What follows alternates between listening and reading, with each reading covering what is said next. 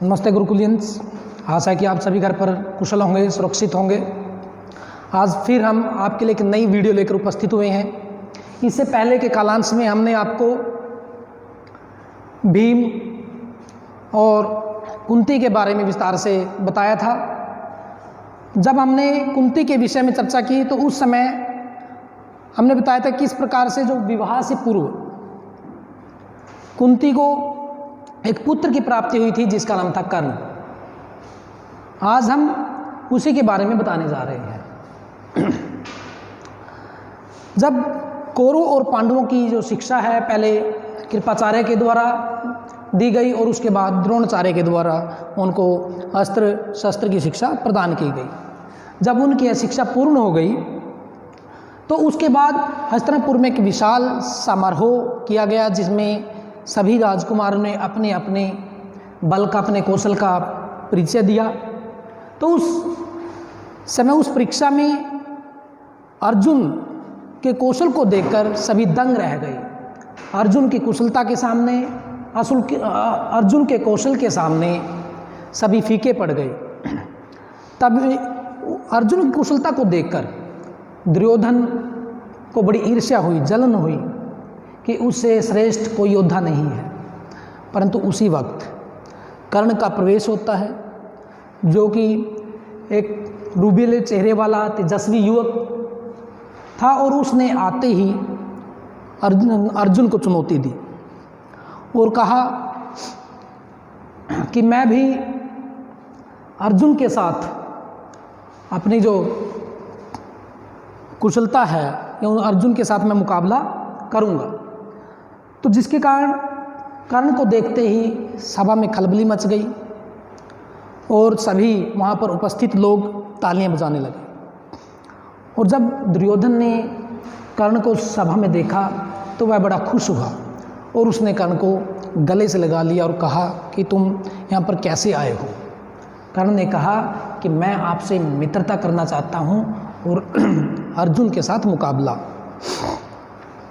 तो यह देखकर जो वहाँ में उपस्थित लोग दो दलों में बंट गए। एक दल कर्ण की प्रशंसा करने लगा और दूसरा दल अर्जुन की प्रशंसा करने लगा। अर्जुन ने कर्ण को देखकर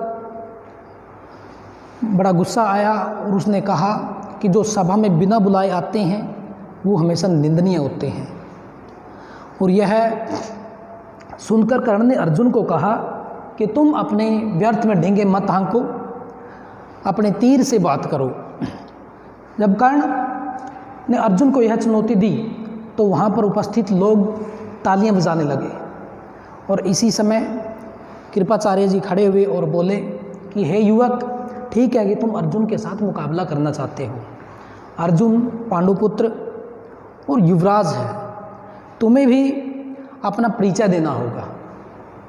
तुम कौन हो, कहाँ से हो, तुम्हारा वंश क्या है, ये सभी बातें कृपाचार्य जी के द्वारा पूछे जाने पर कर्ण का जो सिर है वो झुक गया। वो कृपाचार्य ने कहा कि जो मुकाबला है बराबर वालों में होता है। तो यह सुनकर दुर्योधन खड़ा हुआ और दुर्योधन ने उसी समय कर्ण को अंग देश का राजा बना दिया। और तभी दुर्योधन ने वहाँ पर राज्याभिषेक संबंधी सभी सामग्री वहाँ पर मंगवाई और धृतराष्ट्र और पितामह की आज्ञा से कर्ण का राज्याभिषेक कर दिया गया। तो उसी समय एक बूढ़ा अधिरथ नाम का व्यक्ति वहाँ पर पहुँच जाता है और उसे देखकर कर्ण अपना धनुष रख देता है और उसको आदर सहित प्रणाम करता है। और वह बूढ़ा सारथी कर्ण को अपने गले से लगा लेता है। यह देखकर भीम ठाका लगाते हुए कहता है कि सारथी का पुत्र कब से धनुष उठाने लगा, तुम्हारे हाथ में तो चाबुक ही अच्छी लगती है, इसलिए तुम चाबुक संभालो, तुम्हारा काम रथ चलाना है। तो इसी बीच यह जब कुंती ने कर्ण को देखा तो वह मूर्छित हो गई तो विदुर की सहायता से उसकी जो मूर्छा है दूर की गई, क्योंकि कुंती को पता था कि यह उसी का बेटा है। यह सभी देख ही रहे थे कि शाम हो जाती है, जो सभा है विसर्जित होने लगती है और सभी अपने अपने घरों को चलने लगते हैं। तो उस समय कोई कर्ण की प्रशंसा कर रहा था, कोई दुर्योधन की प्रशंसा कर रहा था, तो कोई अर्जुन की। इसके कुछ समय बाद इंद्र कर्ण के पास आते हैं, क्योंकि इंद्र को पता होता है कि भावी युद्ध में कर्ण अर्जुन के लिए एक खतरा बन सकता है। यह देखते हुए इंद्र कर्ण से उसके कवच और कुंडल भिक्षा में लेने के लिए आए। यह बात कर्ण को पहले ही सूर्यदेव ने बता दी थी, परंतु कर्ण बहुत ही बड़ा दानवीर था। उसके द्वार पर जो भी आता वो उसे मना नहीं करता था। जब इंद्र भिखारी के वेश में, एक ब्राह्मण के वेश में कर्ण के पास पहुंचते हैं, तो कर्ण उसको पहचान लेता है और इंद्र को बताता है कि तुम मेरे कवच और कुंडल लेने आए हो। पहचानने के बावजूद भी कर्ण इंद्र को अपने कवच कुंडल दे देता है। तो इस बात से प्रसन्न होकर इंद्र कर्ण को कहता है कि जो तुम मांगना चाहते हो तुम मुझसे मांगो। तो कर्ण इंद्र से उसकी शक्ति मांग लेते हैं। तो इंद्र प्रसन्नतापूर्वक कर्ण को अपनी शक्ति दे देते हैं और कहते हैं कि तुम इसका प्रयोग केवल एक बार ही कर सकते हो, और जिसके ऊपर यह शक्ति तुम प्रयोग करोगे उसकी मृत्यु अवश्य होगी, और एक बार के प्रयोग करने के बाद यह शक्ति फिर से मेरे पास वापस आ जाएगी। तो एक बार कर्ण के मन में ब्रह्मास्त्र सीखने की इच्छा पैदा होती है, तो वह इस इच्छा से परशुराम जी के पास जाते हैं और अपनी वास्तविकता को वो छिपा लेते हैं और अपने आप को ब्राह्मण कहते हैं, और परशुराम जी कर्ण को ब्रह्मास्त्र की शिक्षा उसे देते हैं। एक बार क्या होता है कि कर्ण है परशुराम जी की सेवा में लगे होते हैं, परशुराम जी सोए होते हैं, तो उसी समय काला भंवरा आता है और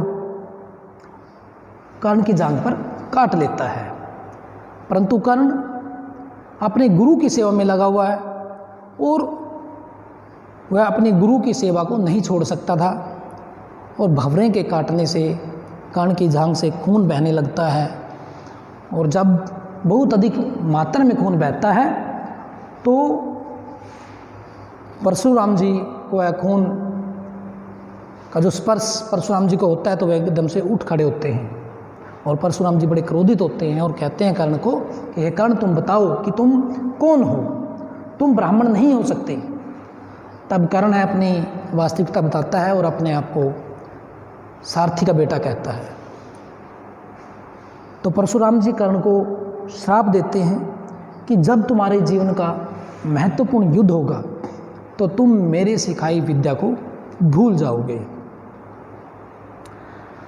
जब अंतिम समय में जीवन भर कर्ण ने परशुराम जी की सिखाई हुई विद्या का प्रयोग किया, परंतु जब उनका अंतिम युद्ध होता है, जब जो उसके जीवन का महत्वपूर्ण युद्ध होता है कुरुक्षेत्र में अर्जुन के साथ, तो उस समय परशुराम जी द्वारा दिया गया जो श्राप है वो काम करता है और कर्ण ब्रह्मास्त्र की जो शिक्षा को भूल जाता है, और अंत समय में उनके जो रथ का जो पहिया वो धंस जाता है।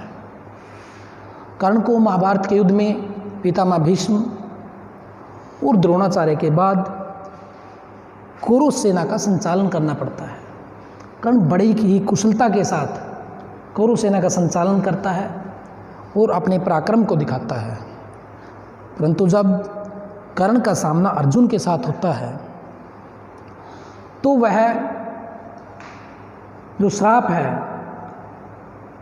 कर्ण का उस समय प्रभावी हो जाता है और कर्ण का जो रथ है धरती में धंस जाता है और अवसर पाकर अर्जुन कर्ण का वध कर देता है।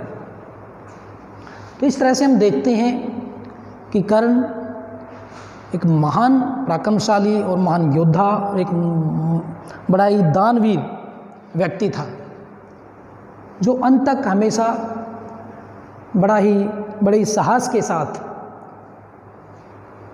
हर एक युद्ध वो करता है, परंतु श्राप के कारण वह अर्जुन से हार जाता है, क्योंकि परशुराम जी के द्वारा सिखाई गई विद्या अंत समय में उसे काम नहीं आती।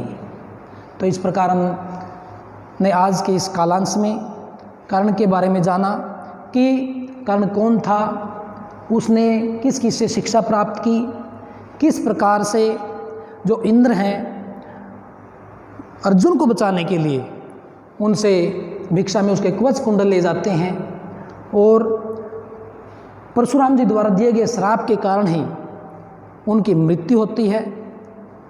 तो आज के लिए इतना ही। आशा है कि आपने इस वीडियो के माध्यम से कर्ण के बारे में जाना होगा। अगले कालांश में हम आपसे फिर मिलेंगे। तब तक के लिए आप घर सुरक्षित रहें, कुशल रहें। धन्यवाद।